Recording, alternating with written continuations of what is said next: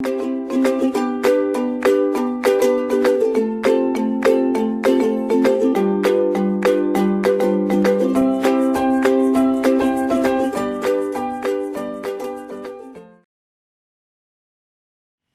8वें talk में आपका स्वागत है। अभी तक हमने जो देखा है कि जो दृष्टि हमें प्राप्त हुई है, जिस दृष्टि को हमने समझा है, जिस बात को बुद्धि से हमने समझा है, उस दिशा में अपनी भावनाओं को हम कैसे मोड़ सकते हैं और उसके लिए हम कुशल या सकारात्मक भावनाओं का विकास करने के लिए क्या कर सकते हैं, इसके बारे में हमने पिछले टॉक में चर्चा की थी। अभी इन सकारात्मक भावनाओं का विकास करने के बाद हमारे पास अभी सवाल ये है कि हम उनको अपने व्यवहार में कैसे लाएं, अपने कर्म में उसे कैसे उतारें। और ये समझने के लिए बौद्ध धर्म के जिन्हें 5 नियम कहे जाते हैं, उनकी अंडरस्टैंडिंग, उनको समझना ज़रूरी है। ये 5 नियम एक तरह से, ये नियम इसका अर्थ जो है गवर्निंग प्रिंसिपल, मतलब ये दुनिया किस तरह से कार्य करती है, किस तरह से यह दुनिया में सारा जो व्यवहार होता है, एक तरह से सारी जीव सृष्टि किस तरह से चलती है, इसके संबंध में बौद्ध धर्म का जो दर्शन है, वो जो अंडरस्टैंडिंग है, उसको हम देखते हैं। और उसके परिप्रेक्ष्य में कर्म कहाँ आता है और कर्म की परिभाषा क्या है, इसको हम देखते हैं, ताकि जो कुछ इनपुट हम खुद दे रहे हैं, जो कुछ एक्शन हम कर रहे हैं, उसका जो एक तरह से ओरिएंटेशन है, उसकी स्थिति क्या है, उसके संबंध में हम लोग जान सकते हैं।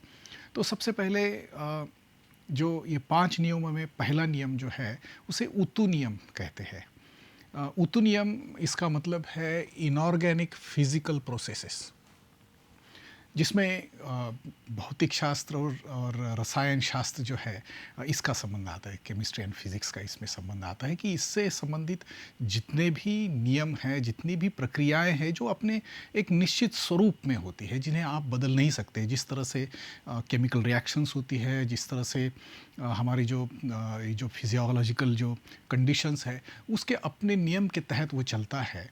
और वो सृष्टि का एक पहला नियम है जो बुद्धिज़्म रिकॉग्नाइज़ करता है कि इस तरह से ये चीज़ें इस नियम के अनुसार जो है, इस गवर्निंग प्रिंसिपल के अनुसार वो चलती है, जो ज़्यादातर आमतौर पर साइंस में हम लोग इसको एक्नॉलेज करते हैं और देखते हैं। दूसरा हिस्सा जो है, जिसे बीज नियम कहते हैं, इसका मतलब जो है ये ऑर्गेनिक बायोलॉजिकल प्रोसेसेस, जो जन्म और मृत्यु से संबंधित जो है, इस नेचर की ग्रोथ के से संबंधित है। बीज से पेड़ का निर्माण होना, प्राणियों में जन्म की प्रक्रिया, ये सारी जो है, जिस तरह से बायोलॉजी की ये सारे जो ये है उत्क्रांति की जो हमारे नियम है, इवोल्यूशन की जो प्रोसेस है, वो जो है उसका अपना नियम है, उसके अनुसार ये जीव सृष्टि जो है वो चलती है। ये दूसरा नियम है, ये दूसरा गवर्निंग प्रिंसिपल है सृष्टि के चलने का। अभी तीसरा नियम, जिसे मनोनियम कहते हैं, मनोनियम इसका मतलब हमारी जो कॉग्निटिव एंड परसेप्चुअल और इंस्टिंक्चुअल जो कंडीशंस है, हमारे एक तरह से बेसिक ह्यूमन माइंड जिसको हम कह सकते हैं, या बेसिक माइंड जो है, जो हर प्राणी में कार्य करता है। जैसे प्राणियों की अगर बात देखते हैं तो वो पहचानता है ये मेरा शरीर है। ये पहचान की जो एबिलिटी जो है, ये कॉग्निटिव सेंस है। उसे भूख लगी ये समझता है, उसे प्यास लगी ये समझता है। जो कोई थ्रेट है, कोई धोखा है, वो पहचानता है। अपनी सुरक्षा के लिए जो है क्या करना चाहिए, इसका उसे सेंस होता है। ये सारा जो है, ये बेसिक माइंड फंक्शनिंग जो है, जो हर प्राणी में होता है, उसे मनोनियम कहते हैं। तो उसके अपने लॉज है, अपने जो स्थितियाँ है, अपने ढंग से जो है ये जो लिविंग क्रिएचर्स जो है वो जीते हैं, जिस तरह से मनुष्य को भी ये लागू होते हैं। और ये बेसिक ह्यूमन बेसिक माइंड जो फंक्शनिंग जो है, इसे मनोनियम कहा जाता है। अभी जब मनुष्यों की बात हम करते हैं, तो प्राणियों से मनुष्य में जो फ़र्क है, मनुष्य का मन जो है वो अधिक ज़्यादा इवॉल्व्ड है, अधिक ज़्यादा, जिसे हम उत्क्रांत है ऐसा कहते हैं। और मनुष्य का मन जो है, जिसमें इसकी जो कॉन्शियसनेस है, उसका जो मन है, वो एक तरह से वो सेल्फ रिफ्लेक्टिव है, जैसे आईने जैसा खुद अपने मन को हम देख सकते हैं, उसको जान सकते हैं और उसकी स्थिति को पहचान कर जो है उसको हम एक तरह से उसको एनालाइज कर सकते हैं। तो ये जो एनालाइजिंग एबिलिटी है, अपने मन को देखने की एबिलिटी जो है और उसका उस मन को परिवर्तन करने की या उसकी उच्चता का अनुभव करने की जो क्षमता जो है वो हमारे मन में है। और इसलिए इसके आगे 3 के बाद की जो प्रक्रिया जो है ये एक तरह से मनुष्य के मन से डायरेक्ट संबंधित है, जिसे कर्म नियम कहा जाता है बौद्ध धर्म में, कम्म नियम या संस्कृत में कर्म नियम। और ये जो है ये प्रोसेस जो है ये अ, मतलब हम जिस तरह से कोई नैतिक रूप से जो कर्म करते हैं, जिसे एक मॉरल सेंस जो है मनुष्य में निर्माण होता है, वो इस हमारे रिफ्लेक्टिव एबिलिटी की तरफ वजह से है।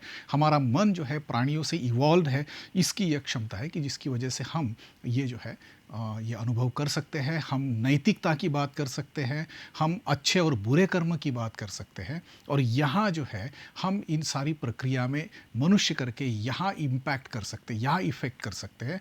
और यहाँ जो है हम बुद्ध धर्म में जो है जो अकुशल मन से किया हुआ कार्य जो किस तरह से दुख की तरफ आपको ले जाता है और अन्यों को किस तरह से दुख की तरफ ले जाता है और हमारे शरीर पर उसका क्या परिणाम होता है, इसकी बात करता है।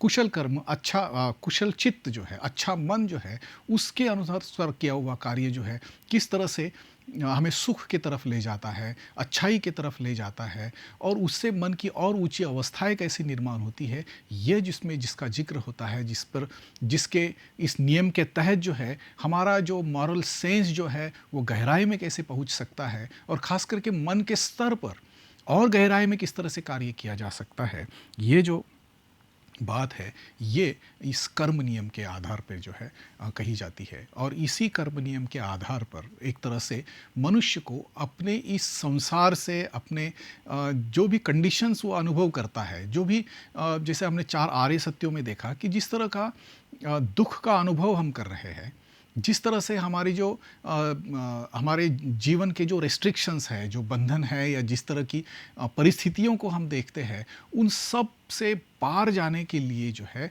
यह कर्म जो है हमें सहायता करता है। और इसलिए खास करके पंचशील जिसे कहा जाता है, जैसे बुद्ध धर्म को हम त्रिविध शिक्षा के रूप में देखते हैं, इसलिए शुरुआत जो है वो शील से होती है। इसलिए कर्म नियम जो है इसी के आधार पर शील है। और शील क्या है? मतलब अच्छे मन से किया हुआ कर्म, कुशल मन से किया हुआ कर्म, सकारात्मक मनोवस्था में किया हुआ कर्म, जिसे शील कहते हैं। तो इसलिए कर्म किस तरह से किया जाना चाहिए ताकि उससे आप अपने मन की अवस्थाओं को और अपने जीवन की स्थितियों को परिवर्तित करते हैं, ये जो है ये कर्म नियम हमें सिखाता है। और यहाँ जो है एक तरह से 5 शीलों में हम इसके बाद जो देखने वाले हैं वो यहाँ से संबंधित है कि 5 शील किस तरह से हमें अपने मन की शुद्धता के तरफ जो है, मन के ऊंचाई की तरफ ले जाने के लिए मदद करते हैं। अर्थात ये जो कर्म नियम है इसी की वजह से हम अपने मन का विकास कर सकते हैं, मन की उत्क्रांति कर सकते हैं, जो कि प्राणियों के स्तर पे एक तरह से वो नहीं किया जा सकता है। मनुष्य जो है शरीर के स्तर पर नहीं कर सकता है, लेकिन मनुष्य का जो मन है अभी जो जिसे उच्च उत्क्रांति कही जाती है बौद्ध शिक्षा में, यह उत्क्रांति जो है ये मन की उत्क्रांति है। और मन की उत्क्रांति का जो माध्यम अगर कोई है तो वो कर्म नियम है। हम अपने कर्म से, न कि किसी और अन्य बात से जो है अपने इस इवोल्यूशन को, इस उत्क्रांति को जो है परिणाम में ला सकते हैं। तो ये है 4-5 नियमों में चौथा नियम, जिसको विस्तार से हम अगले 2 टॉक्स में देखने वाले हैं कि किस तरह से कर्म नियम जो है प्रत्यक्ष व्यवहार में हम उसका उपयोग करते हैं अपने एक तरह से जीवन को और ही सफल बनाने के लिए और भी मजबूती से एक तरह से एक मनुष्य का जीवन जीने के लिए। उसके बाद जो है 5वां नियम है। ये 5वां नियम जिसे धम्म नियम या संस्कृत में धर्म नियम कहा जाता है। अभी जब हम इन कर्म नियमों का उपयोग करते हैं और मन की गहराई में, मन की उच्च ऐसी अवस्थाओं का अनुभव करते हैं, और ख़ास करके जब हम ध्यान साधना करते हैं मन को प्रशिक्षित करते हैं, मन को जो अच्छी अवस्थाएँ हैं उसमें रखने के लिए मन को प्रशिक्षित करते हैं, मन की एकाग्रता का अभ्यास करते हैं और मन से कुशल कर्म करने का हम अभ्यास करते हैं। ये सारे अभ्यासों से जो है मन की ऐसे आयाम के संपर्क में हम आते हैं जो एक तरह से स्व में एक तरह से प्रत्यक्ष सर्वसाधारण स्तर पे जो हम मनुष्य करके जो अनुभव करते हैं, ये अनुभव उसके पार का अनुभव है करके हमें समझ में आता है, दिखाई देता है। और जो नियम जो एक तरह से अभी तक इस लोअर कंडीशंस में जो है, जैसे पहले नियम से लेकर चौथे नियम तक जो है ये जो लगने वाले नियम है उससे अन्य और भी ये जो कार्य जो है वे और किसी नए नियमों को यहाँ पर हम लोग खोलते हैं।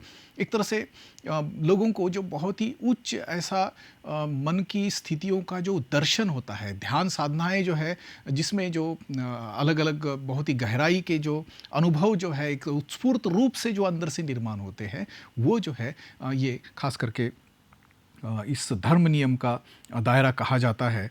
और यहाँ पर जो है बुद्ध धम्म हमें ये सिखाता है कि अगर हम प्रतीत्य समुत्पाद के कार्य कारण जो है, प्रतीत्य समुत्पाद के कारण और उसके ऊपर निर्माण होने वाली जो इमर्ज होने वाली जो बातें हैं, इस संबंध में जब हम अभ्यास करते हैं, उसको देखते हैं, तो हम ऐसी कुछ नई बातें हमारे मन में इमर्ज होती है, हम ऐसी कुछ मन की स्थितियों को इमर्ज होते हुए देखते हैं जिसकी हमने कभी कल्पना ही नहीं की थी। और ये पूरी तरह से एक नया दायरा जो है मनुष्य करके हम अनुभव कर सकते हैं। और यहीं पर जो है जिसे बुद्धत्व कहते हैं उसकी संभावना की तरफ हम आगे बढ़ते हैं। और इसीलिए शुरुआत के चैप्टर्स में हमने जब देखा है कि बुद्ध मनुष्य नहीं है, मात्र मनुष्य नहीं है। जब उन्होंने सर्वसामान्य मनुष्य से शुरुआत की है, लेकिन ये अभी वो मात्र मनुष्य नहीं रहे, बल्कि वो एक तरह से नई कैटेगरी में जो है वो इवॉल्व हुए हैं, उसे बुद्ध कहते हैं। यहाँ जो ये धर्म नियम जो है ये उस नई कैटेगरी का एक तरह से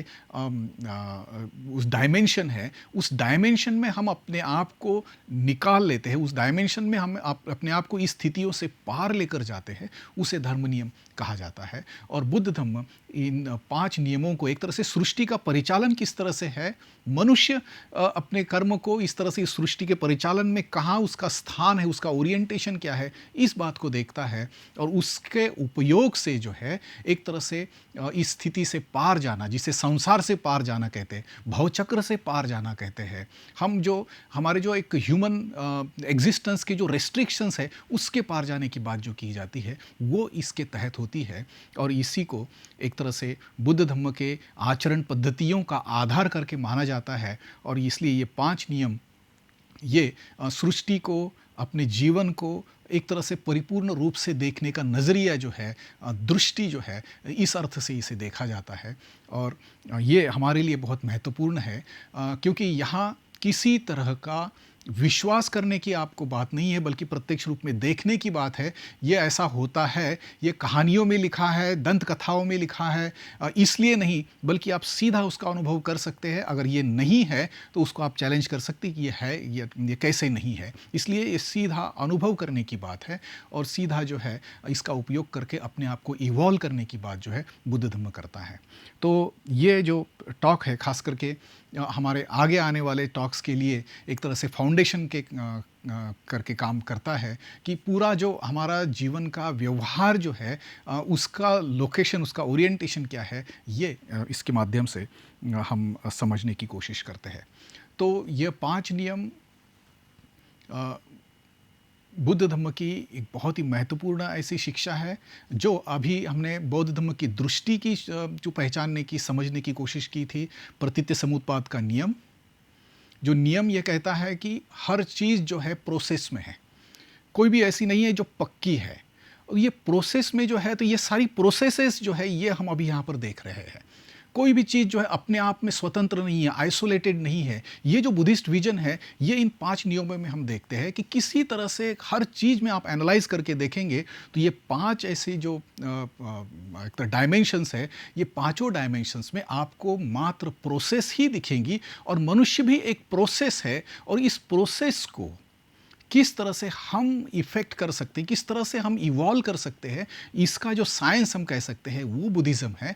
और इसके लिए जो भी बहुत सारी साधनाएं, बहुत सारी जो आचरण पद्धतियाँ जो है, बहुत सारी शिक्षाएँ जो है, ये ख़ास करके ये चौथा नियम जो है कर्म नियम, उसके आधार पर ये सारी शिक्षाएँ निर्माण हुई हैं और इसी के तहत जो है बौद्ध धर्म का अध्ययन जो है इसी कॉन्टेक्स्ट में जो है किया जाता है और उसका सीधा व्यवहार में उपयोग करके हम अपने आप को परिवर्तित करते हैं। इसी को हम ट्रांसफॉर्मेशन कहते हैं और इस सारी बुद्ध की शिक्षा जो है इस सर्वसामान्य मनुष्य को एक असामान्य मनुष्य में, बुद्ध में परिवर्तित करने की ये ट्रांसफॉर्मेशन की टीचिंग है, जिसका अंदाज़ जो है हमें इन 5 नियमों के माध्यम से आता है।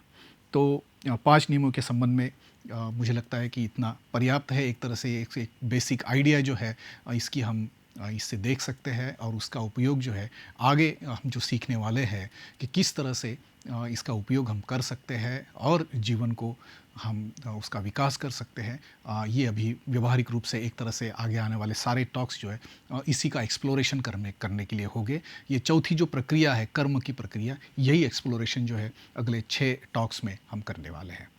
तो कर्म, ये 5 नियमों का ये जो टॉक है हम यहीं पर समाप्त करते हैं। मुझे आशा है कि आप इसको अच्छी तरह से समझोगे। धन्यवाद।